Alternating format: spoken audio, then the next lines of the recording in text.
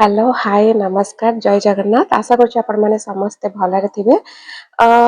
आजिर एई भिडियोटी आधारित होछि वर्तमानर विश्वयुद्ध जो चली तारी उपरे। तो एबे जो जियो पॉलिटिकल टेंशन बढ़ी बढ़ी चली तो यार प्रभाव stock market crypto global economy सब उपरे आर इफेक्ट पड़ुछि। तो यही परिस्थिति रे बहुत सारा लोकंकर प्रश्न आसुतबा मनरे जे हमर जो इन्वेस्टमेंट आमे केमिति ताको सेफ रखिबो बा इन्वेस्टमेंट कौन पूरा टोटाली बंद कर देबू बा कौन करिबू। तो बहुत सारा प्रश्न डेफिनेटली आसुतबो आ मोर जने सब्सक्राइबर को भी मनरे डेफिनेटली प्रश्न आसी जे कि हमर ग्रुप रे मते मेसेज करूथले बारंबार। तो मु भी तांको रिप्लाई करिछि किंतु भाबिली जे ए विषय रे पूरा वीडियोटी नै आसीबाटा ही गोटे बेस्ट माने हबो। तो वीडियोटी को प्लीज स्किप न करिकिना पूरा पर्यंत बनी जाउतु। तो आज देखिए ये ग्लोबल कॉन्फ्लिक्ट समय सेफ पोर्टफोलियो स्ट्रैटेजी कौन आपण माने करि परिबे। फर्स्ट होची प्रथम कथा होची मार्केट रु केबे भी संपूर्ण एग्जिट करंतु नाही आज्ञा हो। देन सेकंड रे देखबा हमें केमिति आपण माने पोर्टफोलियो एलोकेशन करिवे। सपोज आपण मानकर जहां भी फंड अछि तो फर्स्ट ताको इक्विटी रे 40 रु 50% रखिया पाइका चेष्टा करंतु। तो मोस्टली आपण माने डिफेंसिव सेक्टर्स ऊपर फोकस करंतु जेपरि एफएमसीजी सेकंड रे फार्मा थर्ड रे डिफेंस सेक्टर फोर्थ रे एनर्जी कंपनीज फिफ्थ रे यूटिलिटीज। आ म्यूचुअल फंड इन्वेस्टर्स मानक पई कि मु कहबी लार्ज कैप फंड्स आ होची फ्लेक्सी कैप फंड एटा होची सब बेस्ट ऑप्शन कारण ए सब कंपनीज रे साधारणतः इकोनॉमिक क्राइसिस रे मध्य एटा स्टेबल थाए और रिटर्न स्टेबल आस्ते। सेकंड रे हला गोल्ड गोल्ड आमे डेफिनेटली आमे भारतीय आमे छाड़ी परिवा नाही।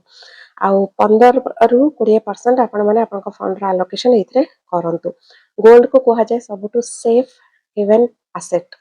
तो युद्ध किंबा क्राइसिस समय रे इन्वेस्टर्स माने मोस्टली गोल्ड रे ही इन्वेस्टमेंट करंती सेति गोल्ड प्राइस साधारणतः बढ़ी चले। तो गोल्ड रे इन्वेस्टमेंट करिवार उपाय हैला again gold ETF gold mutual fund best. Third रे होची किछि फंड माने 20 रु 25% फंड आपण माने डेप्ट बा फिक्स्ड इनकम रे अलोकेट करंतु। डेप्ट इन्वेस्टमेंट गुडा डेप्ट इन्वेस्टमेंट एक्चुअली आपण पोर्टफोलियो को गोटे स्टेबिलिटी दे थाए। तो ऑप्शन होची कोन आपण माने डेप्ट म्यूचुअल फंड्स नहीं पारंती गवर्नमेंट बॉन्ड्स नहीं पारंती फिक्स्ड डिपॉजिट्स रे रखी पारंती आरबीआई रो बॉन्ड्स अछि सेथरे भी आपण माने सेफ इन्वेस्टमेंट करी पारंती। तो एमाने एक्चुअली लो रिस्क आउ स्टेबल रिटर्न दे थांती। फोर्थ रे हैला इंटरनेशनल इन्वेस्टमेंट बहुत लोक एटा करंती नाही किंतु जो माने ऑलरेडी इन्वेस्टमेंट करूछंती किछि टिके टिके नॉलेज अछि तो मु कहबी से माने एबे समय आसी जे आपण माने इंटरनेशनल इन्वेस्टमेंट भी ट्राई करंतु 5 रु 10% फंड सेथरे इन्वेस्टमेंट करिया पई किना। तो ग्लोबल डाइवर्सिफिकेशन मध्य इम्पोर्टेंट यार अर्थ है आपण मनकर इन्वेस्टमेंट केवल इंडिया रे नुहे फॉरेन मार्केट्स रे मध्य रहिबा उचित जेपरि यूएस रो इंडेक्स फंड्स अच्छी इंटरनेशनल म्यूचुअल फंड्स भी अच्छी आ सेते पे आपण माने इंड मनी ऐप यूज करि परिबे म आपण मन ऑलरेडी ए विषय कहितली।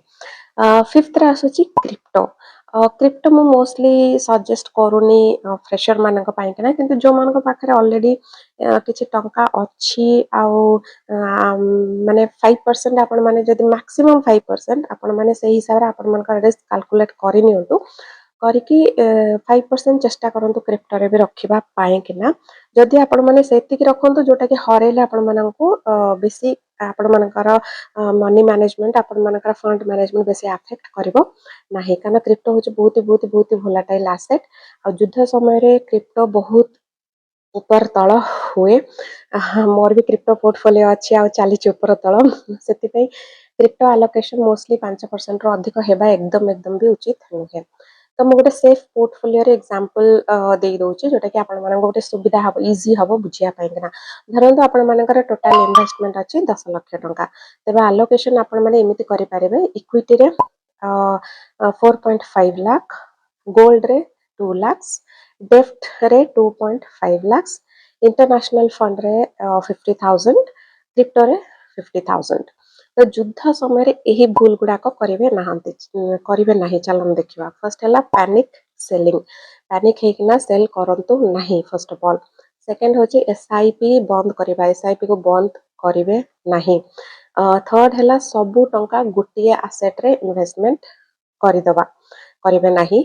फोर्थ है मार्केट र्यूमर्स, माने बहुत सारा मार्केट रो भी र्यूमर्स आसे आप मैंने जहाँ को भी टिप्स पचारे से भी निज निज एक्सपीरियंस रो कहे। तो मार्केट रो र्यूमर्स ऊपर डिसीजन नबाटा उचित नुहे।